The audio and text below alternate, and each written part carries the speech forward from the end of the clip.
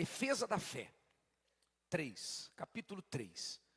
Os outros 2 capítulos estão lá no YouTube, se você perdeu, se você quiser ver de novo, estão lá no YouTube. Os primeiros filhos de Adão e Eva nasceram com talentos e índoles distintas.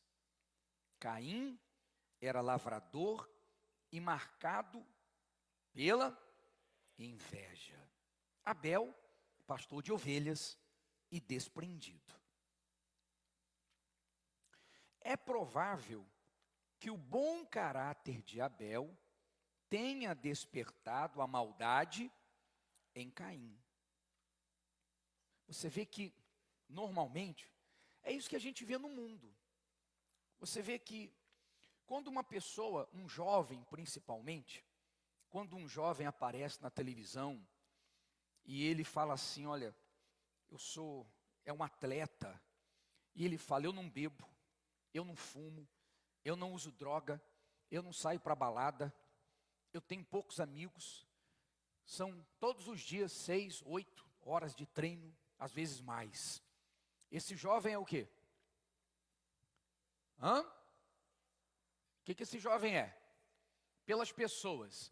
Ele é ridicularizado, ele é xingado, ele é aplaudido. É o quê? Eu nunca vi não, vocês estão em outro mundo. Eu nunca vi xingar ou ridicularizar. Eu vi bater palma. Olha, que rapaz dedicado, que jovem. Ou estou em outro mundo? Vocês não pensaram para responder. Esses jovens atletas que abandonam tudo, porque eles estão treinando, porque querem ganhar um prêmio. Eles são ridicularizados? Não. Todo mundo vê como um exemplo. Sim ou não? Um exemplo. Poxa, olha só. Os sacrifícios que esse jovem faz para ser alguém, ou para ter um título, ou para ganhar um prêmio, para ganhar alguma coisa.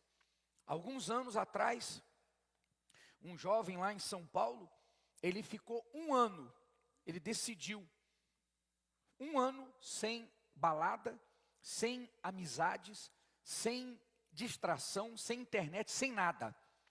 Ele decidiu ficar 1 ano só estudando para o vestibular. Mais nada. Abandonou tudo. Ninguém chamou ele de louco, ninguém chamou ele de burro, ninguém chamou ele de tonto, ninguém chamou ele de nada. Que jovem decidido. E aí ele estudou e passou para 10. Ele pôde escolher e entrou na melhor. E só por ele ter passado em 10, ele foi não só escolhido como chamado. Já teve um monte de privilégios. Porque viram aquele jovem, um jovem dedicado, esforçado e com muita capacidade. Mas a capacidade dele veio do empenho. Sim ou não? Ele não era um gênio, ele não era mais inteligente que os outros. Não, foi um empenho, foi uma decisão. Você sabe, por exemplo, o Pelé era a mesma coisa. O Pelé era um gênio. Ele tinha um talento. Mas quantas vezes Pelé, todo mundo ia embora e Pelé ficava lá, treinando. Para o chute dele ser perfeito, cobrança de falta ser perfeita. Quantas vezes o pessoal ia embora e ele ficava lá, sozinho, treinando um chute, outro chute, outro chute, até chegar à perfeição. Então ele tinha um talento, mas ele também tinha muito esforço, dedicação. O Cristiano Ronaldo, quem é homem aí sabe, um dos melhores jogadores do mundo, já passou da idade e ele não para, ele não perdeu o pique. Por quê? Porque ele é extremamente disciplinado. Ele não come o que vai trazer prejuízo para o seu corpo. Ele treina mais do que os outros. Tudo ele faz mais do que os outros, apesar de ter talento. Mas ele não fica só no talento. Ele se empenha com todas as forças para ser o melhor. E alguém chama ele de louco? Poxa, ele não come qualquer coisa, ele só come, é restrito na comida. O sujeito fica se matando de treinar. Alguém fala isso? Não, todo mundo elogia e inveja e queria estar no lugar dele. Porque são milhões e milhões e milhões. Está compreendendo? Agora, então isso, aí já entra uma coisa. Você que quer crescer na fé, você que quer, nós vamos chegar lá no final do estudo hoje. Lá no final do estudo hoje, nós vamos chegar também nessa palavra de Paulo, que o atleta em tudo se domina, de tudo se abstém, para alcançar uma coroa que não vale nada.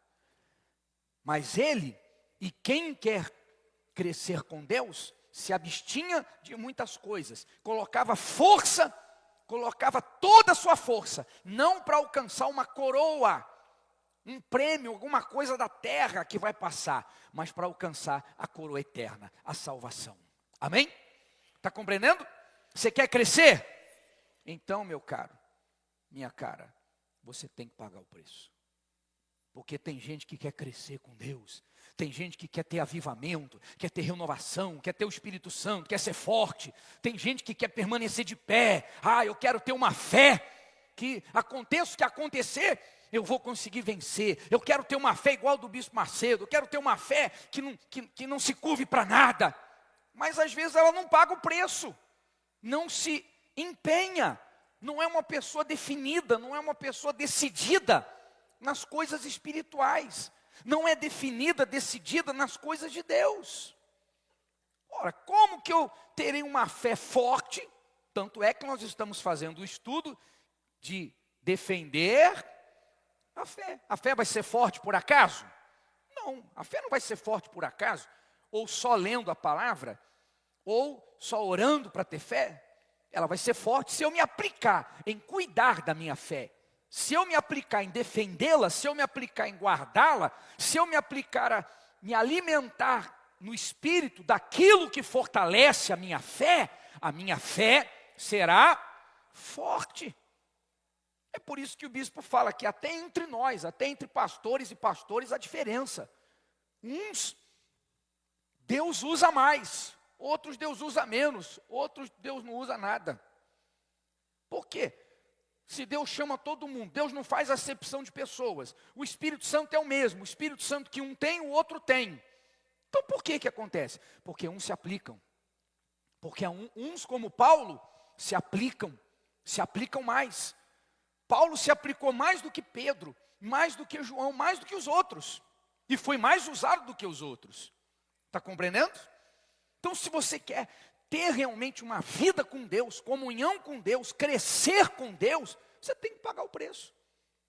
Você tem que se entregar espiritualmente e às coisas espirituais. Então, por exemplo, você está aprendendo cada quarta-feira, então isso aqui não presta para a minha fé, não vai fazer parte da minha vida, eu não aceito. Isso daqui vai fazer a minha fé ser fortalecida, então eu vou praticar isso aqui.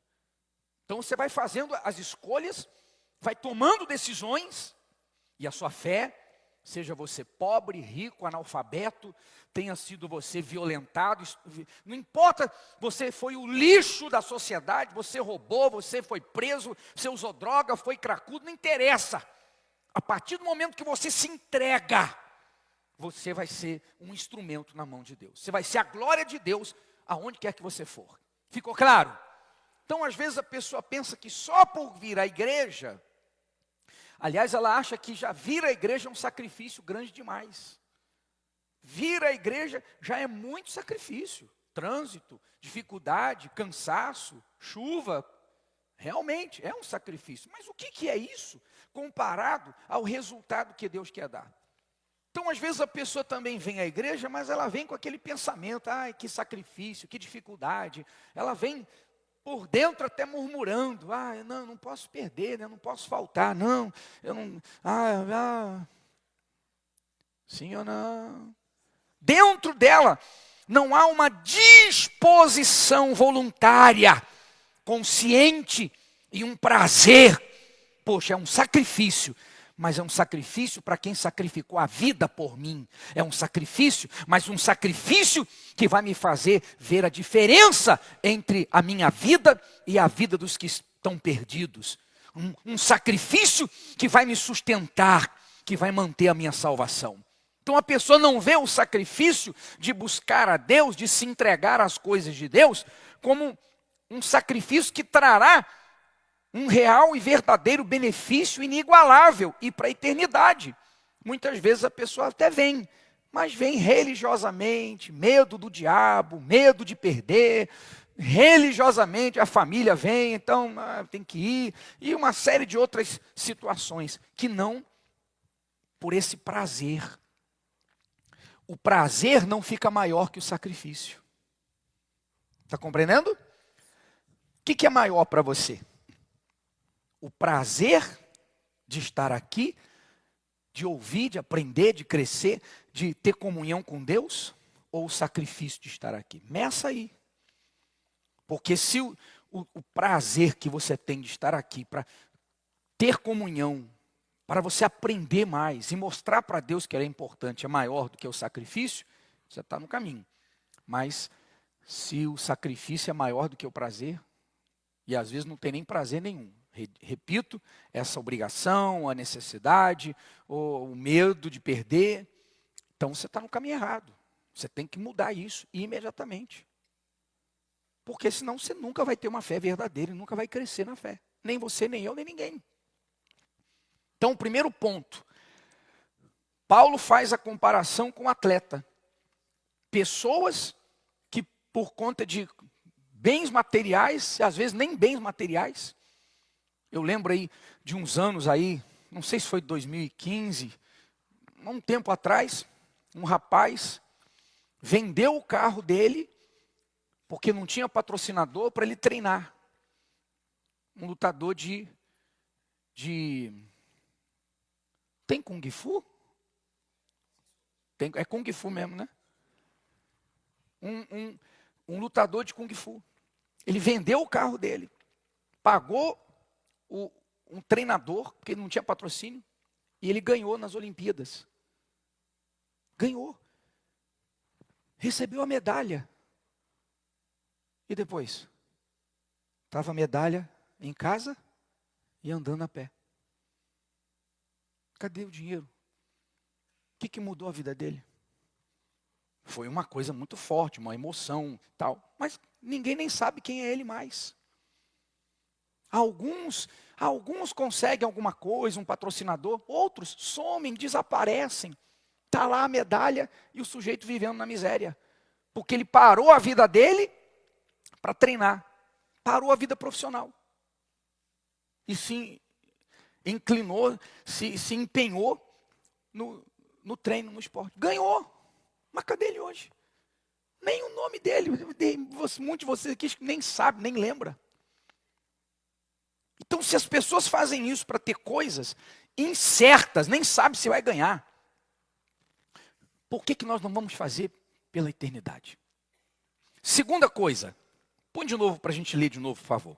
Segundo ponto, é provável que o bom caráter de Abel tenha despertado a maldade em Caim. Então, segundo ponto, quando um jovem diz, não vou para a balada, não me prostituo, não bebo, não saio, estou treinando ou para a faculdade ou para o esporte, sua profissão, todo mundo valoriza. Mas se um jovem chegar na televisão e falar assim, olha, não vou para a balada, não bebo, não fumo, não uso droga, porque eu sirvo ao Senhor Jesus. Ele faz a mesma coisa do outro. O tratamento vai ser igual? Imediatamente ele vai ser escrachado. Sim ou não? Os dois fazem a mesma coisa. Um para si, o outro para agradar a Deus. O que faz para si é aplaudido. O que faz para Deus é escrachado. É mentira ou verdade? E aí, você tem que estar pronto, porque no mundo está cheio de Caim. Cheio de Caim. Não bastam os incrédulos, que quando você deixa o que é errado, você não se envolve com falcatrua, você, enfim, você deixa o que é errado, você não vive como a sociedade vive, pode ter várias mulheres, e aquela coisa toda que você sabe. Quando você faz isso pela fé, você vai ser perseguido. Poxa, que legal, que bacana, o fulano é fiel à esposa, só tem uma mulher, que bacana. Você vê isso? Não, ninguém vai elogiar, ninguém vai aplaudir. Vai chamar você de tudo, menos de um sujeito sensato, fiel, seja lá o que for. Está ficando claro? Não espere, resumindo tudo, não espere elogios, não espere aplausos, nem do mundo, nem da sua família, nem de ninguém. Não espere, só espere de Deus, porque o mundo não vai te aplaudir. Nós lemos domingo, o Senhor Jesus disse, se o mundo vos odeia, primeiro me odiou a mim. Se eu que sou um mestre fui perseguido, muito mais vocês, os meus servos.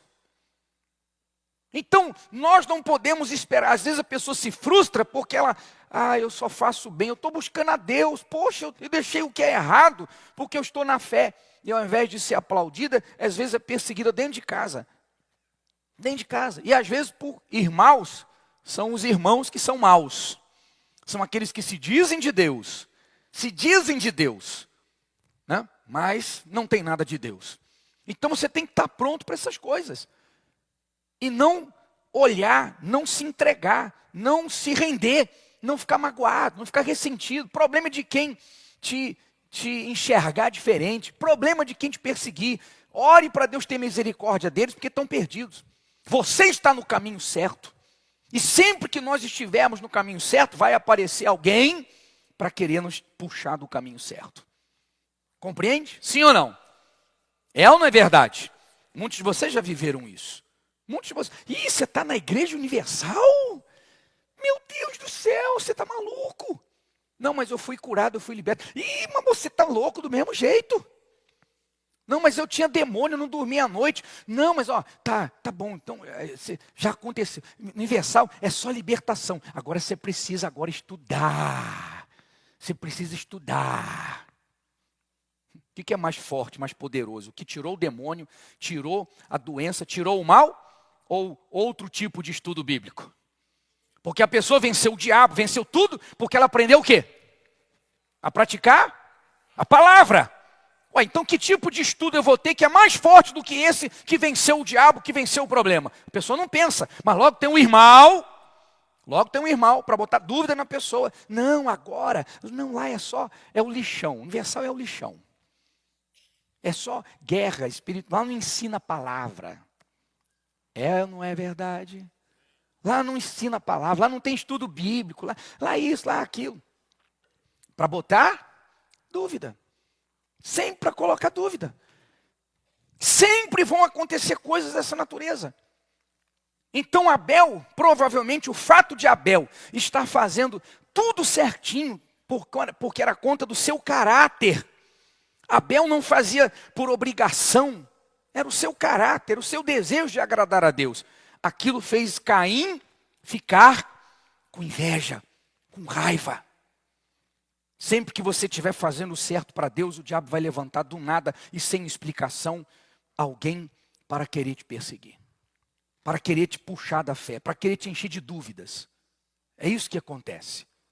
Vamos. É provável que o bom caráter de Abel tenha despertado a maldade em Caim. Na prática, não havia motivo para tal sentimento, pois toda a terra estava à disposição de ambos, permitindo-lhes escolher livremente onde desenvolver suas habilidades. No entanto, o santo de Caim não combinava, entre aspas, né? Você já ouviu essa expressão, né? Meu santo não bateu com o dele, não é assim? Uma expressão que se usa.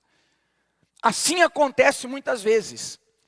O mau caráter dos irmãos se reflete em suas atitudes, inclusive em suas ofertas.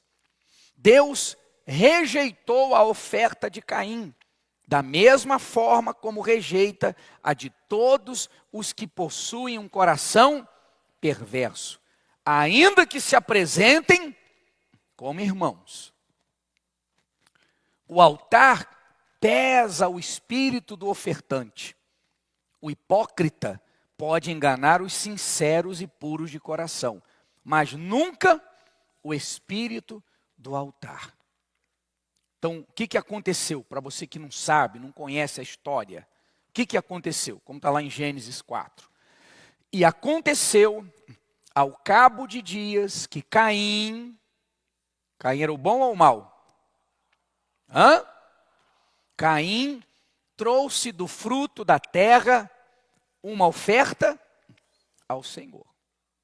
Tudo indica que já começou aí. Porque quando a gente for ler sobre Abel, Deus especifica a oferta de Abel. Especifica que foi o melhor que ele tinha, que era a primícia, o primeiro, e era o melhor. Quer dizer, Abel, quando você vai fazer algo por alguém, a forma como você faz demonstra o valor que a pessoa tem para você. Sim ou não? Você vai dar um presente para o seu pai, para sua mãe, para sua esposa, para alguém que você ama, você faz, dentro da sua condição, você faz o quê? O melhor que você puder. Mas você vai dar um presente para alguém. Você foi convidado a uma festa de aniversário, ou está lá no trabalho e tal. Você dá o quê? Uma lembrança, uma lembrancinha. Para não passar batido. Aí você dá uma lembrancinha. Por quê? Porque aquela pessoa, o que você tem com ela, por ela, não lhe move a fazer algo mais intenso. Então você, lembrei de você. Não me esqueci, parabéns, tal. É uma lembrancinha. Você não põe ali força, você não põe sua alma, você não põe o sangue. Mas alguém que você ama, você busca fazer o melhor. E fica chateado quando você queria fazer melhor, mas não tinha condições. Sim? É isso que Deus vê. É isso que Deus vê. Que as pessoas também não entendem. Quando se fala agora falando de oferta, quando se fala de oferta, quando se fala de voto, propósito, fidelidade, dízimo, as pessoas também não entendem. Elas pensam em dinheiro. E elas também perguntam, mas por que o dinheiro? Embora a gente mostre o trabalho da obra de Deus e tudo, mas elas pensam em dinheiro.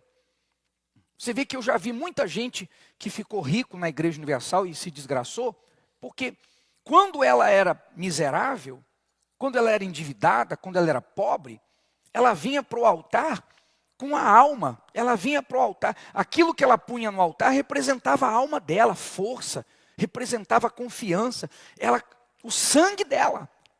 Depois que ela venceu, depois que ela pagou as contas, depois que ela cresceu na vida econômica, aí ela vinha para o altar trazer uma lembrancinha. Pegou o espírito da coisa? Você que vai honrar Deus, sua oferta, aí levanta ela lá e vem. Mas é uma lembrancinha. E às vezes a pessoa agora coloca no altar menos do que quando ela era pobre. Agora que ela tem, agora que ela pode, ela faz às vezes menos do que quando ela era pobre, endividada. Porque agora é Caim. Ela vê dinheiro. Antes ela via dinheiro. Então se eu fizer uma prova, se eu fizer um desafio, se eu devolver o dízimo, então vai abrir o céu, vai abrir a porta, então eu vou pagar. Eu vou prosperar. Então ela via troca. Fé na promessa, fazia uma troca. Eu apresento a fé na promessa, no meu voto, no meu desafio, no meu propósito, na minha fidelidade, entre aspas, e aí Deus vai me apresentar prosperidade. Então agora que ela prosperou, ela não tem mais motivação. Ela está bem. Então, como ela via a oferta como uma troca econômica, financeira, e não como a apresentação, a representação da sua alma, então ela põe uma lembrancinha. Não, o altar, não fico de fora, o altar me abençoou, então nunca vou deixar de honrar o altar. Mas não honra mais, não honra. Porque ela não põe mais a vida, ela não põe mais a alma, ela pega o que tem, o que dá. E às vezes nem o dízimo a pessoa dá mais. Porque ela cresceu muito, então, consequentemente, o dízimo cresceu muito. E ela já põe o olho até no que é de Deus. Poxa, mas isso aqui é muito para dar o dízimo. Não tinha nada.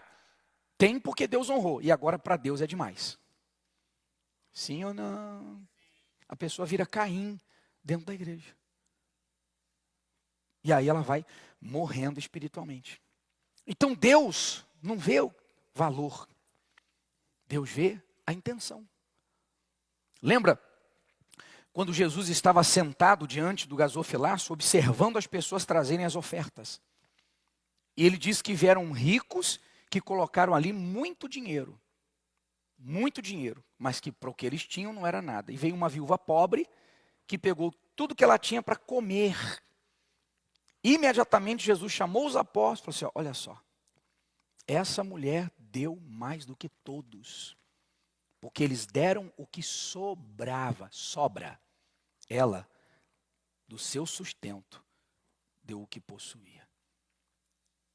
Então Jesus estava vendo como, aliás é assim que está escrito, estava Jesus a observar como as pessoas apresentavam as suas ofertas.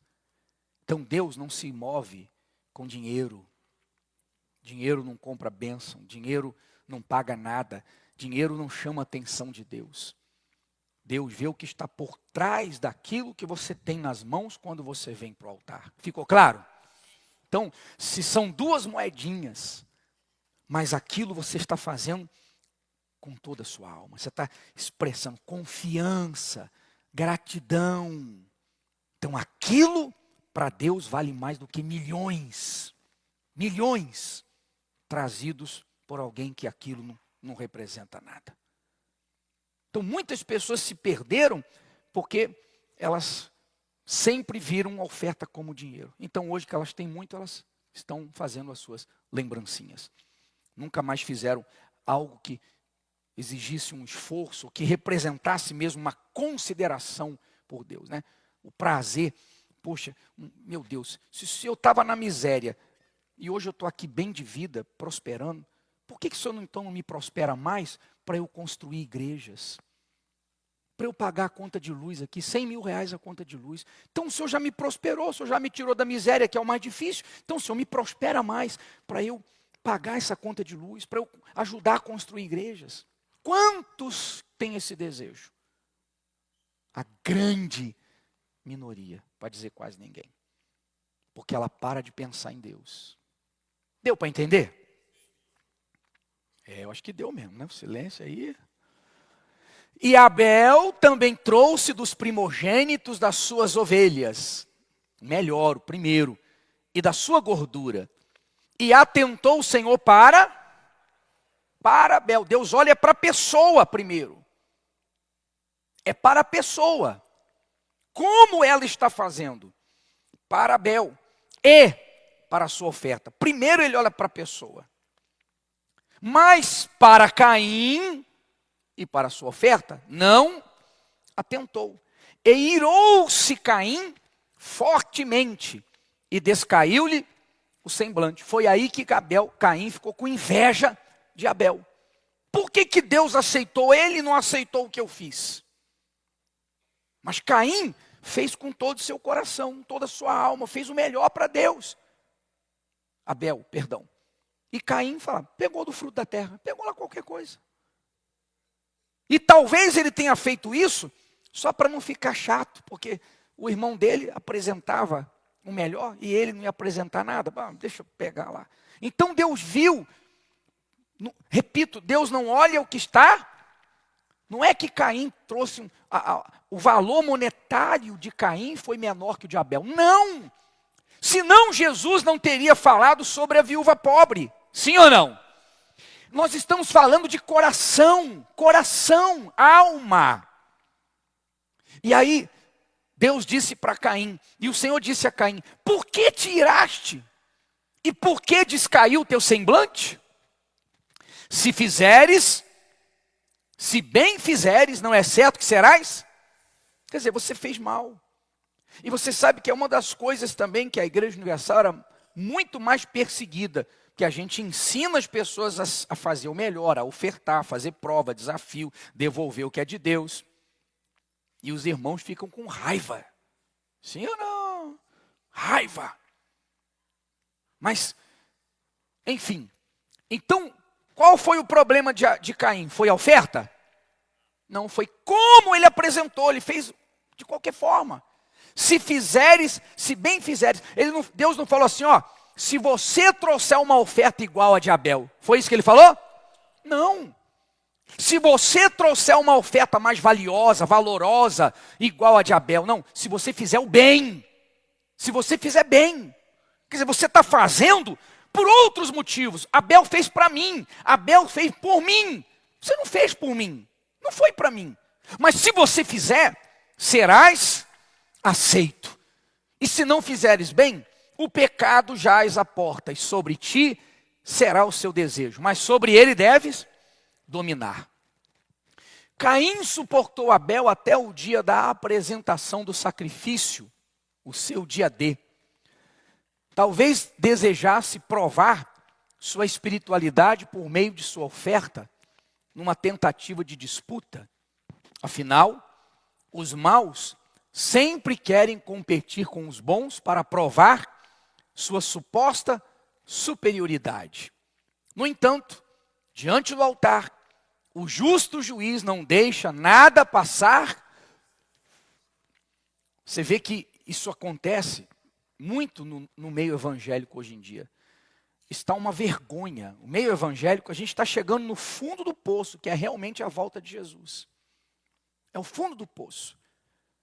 Você vê muitos que querem mostrar essa superioridade, santidade, inteligência. Quando eles acham que vem alguma coisa errada, eles vão, hoje com a internet, né? Vão para a internet, botam a cara do sujeito, do outro pastor, profeta, seja quem for, cantor, e não se preocupa em pensar assim, poxa, se eu descer a lenha nele ou nela, quantas pessoas vão se escandalizar? Porque, com certeza, se você entrar nos comentários, vai ter um monte de gente, olha aí os irmãos se matando. Sim ou não? Quer dizer, atrapalha mais do que ajuda. Mas eles não estão preocupados em atrapalhar o evangelho. Eles não estão pensando assim, poxa, quantas pessoas que não vão entender nada e vão ver a gente brigando e eu vou chamar o outro disso, daquilo, e vão até ficar com raiva do evangelho. Não vou fazer isso. Não, mas eles fazem por orgulho. Porque se o fulano pregou alguma coisa que ele acha que é heresia, não precisa falar do fulano e nem botar a cara do fulano. Pega aquela palavra. Olha, estão dizendo, tenho visto pessoas falando disso aqui, mas olha o que diz a palavra de Deus. Vamos estudar, vamos entender. Sim ou não? Se a intenção fosse ensinar as pessoas, se a intenção fosse desmascarar um erro, uma falha, pegava aquela palavra bíblica distorcida e ensinava a verdade. Não! Eles não querem ensinar, querem aparecer, querem polêmica, querem a fama. Porque, poxa, se está escrito que a gente deve bem dizer quem nos amaldiçoa, Jesus falou isso. Como é que eu vou para a rede social amaldiçoar o outro? Escancalhar, esculachar, ofender? Como que eu vou? Então eu não estou cumprindo. Você vê como é que é? Eu não estou cumprindo a ordem de Jesus. Porque Jesus falou, ó, se te amaldiçoar, abençoe. Então você vê que é diferente. Como é que a gente procura fazer? É o que o bispo faz. Sempre que se detecta uma heresia, o bispo está lá nas suas mensagens. Graça, como já falamos. Então, está lá. Olha, assim disse o apóstolo Paulo, o apóstolo Pedro e tal. Esse negócio de graça, esse negócio de não é assim, ó, é assado. A gente fica onde? Na palavra. Que é para que as pessoas tenham entendimento. E não focando uma pessoa e esculachando ela em público. Esse é o trabalho do endemoniado. Mas são os irmãos que estão mais preocupados com a sua aparência. Consigo. Então você tem que ter cuidado. Você tem que ter muito cuidado. Muitos desses que estão na internet estão atirando para todo lado só para ficar famoso. Criando polêmica. Aí você ouve uma coisa daquela, será que é assim? Pronto. Caiu na cilada do diabo. Caiu na cilada do diabo. Caim foi rejeitado, enquanto a oferta de Abel agradou ao Senhor. Isso foi a gota d'água. Movido pela inveja, Caim não resistiu. Na primeira oportunidade matou o irmão. Mas a morte de Abel não silenciou sua voz. Pelo contrário, seu sangue clamou da terra com ainda mais força, como declarou o Senhor, lá em Gênesis 4. Que fizeste? Perguntando a Caim. A voz do sangue de teu irmão clama da terra a mim. Caim perdeu, foi amaldiçoado pelo resto da vida. Abel venceu, foi justificado diante de Deus, salvo e, ainda hoje, sua história fala, nos ensina. Como está lá em Hebreus 11. Pela fé, Abel ofereceu a Deus um sacrifício mais excelente do que Caim, pelo qual obteve testemunho de ser justo, tendo a aprovação de Deus quanto às suas ofertas. Por meio dela, mesmo depois de morto, ainda fala. Está dando para entender? Está ficando claro? Você que enfrentou dificuldades aí hoje com a chuva, trânsito e problemas e chegou atrasado, entra no YouTube depois, nós vamos colocar lá também depois, para você pegar desde o início isso. Atenção, tenha muito cuidado ao lidar com os irmãos. Muitas vezes, são mais perigosos do que os incrédulos declarados. Como sepulcros caiados, aguardam pacientemente a oportunidade de tragar os sinceros e puros na fé. Todo cuidado é pouco. E aí, como o Espírito Santo fala através de Paulo, mas agora vos escrevi que não vos associeis com aqueles que, dizendo-se irmão, você vê que esse problema é desde o início da igreja. Muitos que se diziam irmãos, se diziam de Deus. Não vos associeis com aqueles que, dizendo-se irmão, fornicador, vive na prostituição, sexo fora do casamento, ou avarento, ou idólatra, ou maldizente. O que tem de pregador maldizente? Sim ou não? Oh, meu Deus do céu, misericórdia. Ou beberrão, ou roubador, com o tal, nem ainda comais. Quanto mais ficar ouvindo. Quer dizer, se separa. Por quê? Porque você vai acabar sendo corrompido pelo mesmo Espírito. Você fica ouvindo, aquilo vai entrando. E rogo-vos, irmãos, Paulo já falando a outra igreja. Paulo falou aos coríntios, agora falando aos romanos. A igreja em Corinto, agora falando a outra igreja em Roma. E rogo-vos, irmãos, que noteis os que promovem. Tem gente que vive para promover dissensão. Gosta de escândalo. Gosta de falar mal, gosta de, fulano está errado, Beltrano, todo mundo está errado. Engraçado, outro dia eu vi, eu não gosto de ficar vendo, mas o pessoal mostra. Outro dia eu vi um desses que gosta de falar e todo mundo está errado. Aí fizeram, eu acho que ele não deve ter respondido, mas pegaram um vídeo dele lá de 20 anos atrás, de duas coisas que ele disse: sou completamente contra, não aceito, e está na Bíblia e tal. 20 anos depois, pegaram esse vídeo, e 20 anos agora depois, um outro vídeo dele fazendo aquilo que ele falou que não aceitava porque era antibíblico. Então Jesus disse, não julgueis para que não sejais. Mas a pessoa acaba caindo em contradição. Por quê? Porque ela vive não para ganhar almas e agradar a Deus. Ela vive por como no passado, os religiosos que perseguiram Jesus, depois os apóstolos, porque não queriam perder o título, a posição, a fama, e por aí vai. E rogo-vos, irmãos, que noteis os que promovem dissensões, escândalos, contra a doutrina que aprendestes. Desviai-vos deles. Por isso que você não pode ficar ouvindo. Tem gente que fica ouvindo todo mundo. Ah, a palavra de Deus é boa, né? Não. A palavra de Deus não é boa, não. Depende da boca de quem sai. Dá para dizer que a palavra de Deus é boa, não importa da boca por onde ela sai? Não, se estiver falando a palavra de Deus, então é bom. Dá para dizer isso? Você concorda? Sim ou não? Não, bispo. Se estiver falando a palavra de Deus, então eu concordo. Porque é a palavra de Deus.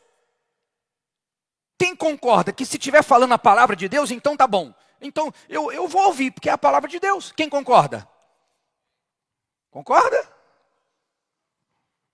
Então, a palavra de Deus saiu da boca do diabo. Foi boa? Ah, cadê? Você está compreendendo? Foi a palavra de Deus. Mas na boca do diabo, ela tinha outra intenção. É isso aí. Por isso que você não... a palavra de Deus. Não, quem estiver falando da palavra, eu vou ouvir. Não, é a palavra de Deus. Não, não é assim não. Porque o diabo falou a palavra de Deus com Jesus. Está escrito. E ele fala na boca de muita gente. Então, se você não tem esse entendimento, é a palavra, deixa eu ouvir. E ali vão ter coisas distorcidas e você vai ficar em confusão. Você vai ficar em confusão. Você vai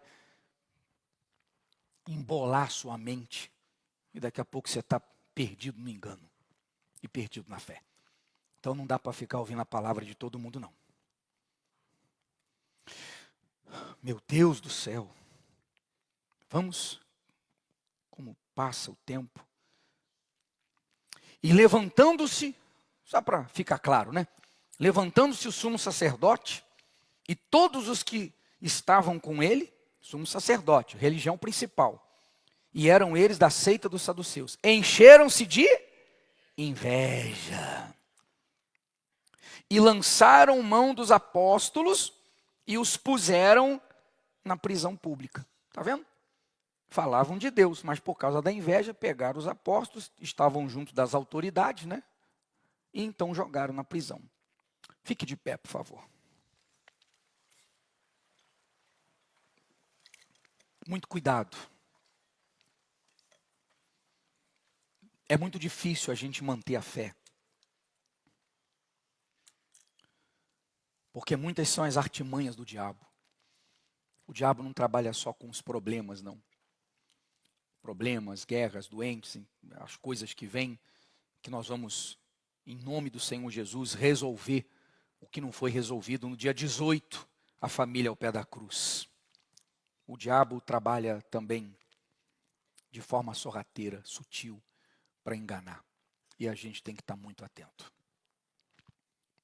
Então, quarta-feira nós vamos continuar o estudo da defesa da fé. E tenha em mente, pessoal, o que o Senhor Jesus falou. Trabalhai não pela comida que perece, mas pela comida que permanece para a vida eterna, a qual o Filho do Homem vos dará. Jesus quer dar a você tudo que você precisa. Quando Jesus falou, não trabalhem pela comida que perece, ele tinha acabado de multiplicar os pães e os peixes. Opa! Quer dizer, ele viu as pessoas com fome e imediatamente ele fez a multiplicação, não deixou ninguém ficar com fome. Então tudo que você precisa, que é dessa terra, ele quer dar, ele vai te abençoar. Então ele não esquece o resto. O importante é o céu. Claro, não tem nada mais importante que o céu, mas não é esquece o resto. É, não lute por isso, não trabalhe por isso, não coloque força nisso, porque isso passa. Coloque força nas coisas celestiais, na sua alma, porque se você colocar força nas coisas celestiais, você vai ter o resto. Por exemplo, essa multidão que Jesus sustentou, que ele multiplicou pães e peixes, essa multidão foi lá buscar milagres? Foi não. Eles estavam lá para ouvir a palavra. Jesus estava ensinando. Porque os que só queriam milagres, iam, recebi o milagre, perna para quem te quer. Deixa eu curtir a vida agora, porque agora eu estou com saúde. Não, aquele povo já estava acho que 2 ou 3 dias com Jesus ali. Vieram de longe e estavam ali ouvindo. Quer dizer, eles priorizaram a palavra. E aí ele multiplicou os pães. Não deixou faltar. Só que daí, Olha o que o diabo faz, como eu falei no início, né?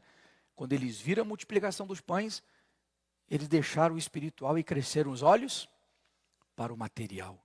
Caramba, ele também multiplica pão, peixe, prospera. Aí eles mudaram a visão. Muita gente chegou para buscar a Deus depois que viu que os milagres acontecem, mudou a visão, passou a buscar só milagres.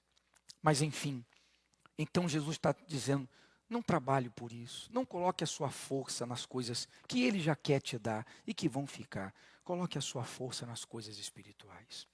Por isso não falte quarta-feira, como você fez hoje, mesmo com dificuldade, piorou trânsito, chuva. Não falte, não falhe. E venha como Abel. Venha por prazer, por desejo, e não para cumprir uma necessidade, ou por medo, ou para querer ver se Deus abençoa mais rápido. Propósito tem que ser Deus. Amém, pessoal? Se você fizer isso, você vai crescer espiritualmente. E o resto vai vir. Então nós vamos participar da Santa Ceia, que representa exatamente essa entrega de vida, que o Senhor Jesus entregou toda a vida, tudo que Ele era, tudo, todo o seu ser, tudo, para morrer na cruz do Calvário, até a última gota de sangue, sobretudo para levar os nossos pecados e iniquidades. Tudo que a gente tem que fazer para buscá-lo, servi-lo e agradá-lo, não é nada diante do que Ele fez por nós. Uma pessoa reclama diante das dificuldades, ela está desconsiderando o que Jesus fez. Tamanho sacrifício feito por nós. Não, tudo que a gente enfrentar é pouco diante do que o nosso Senhor enfrentou na cruz do Calvário e naqueles momentos que antecedem.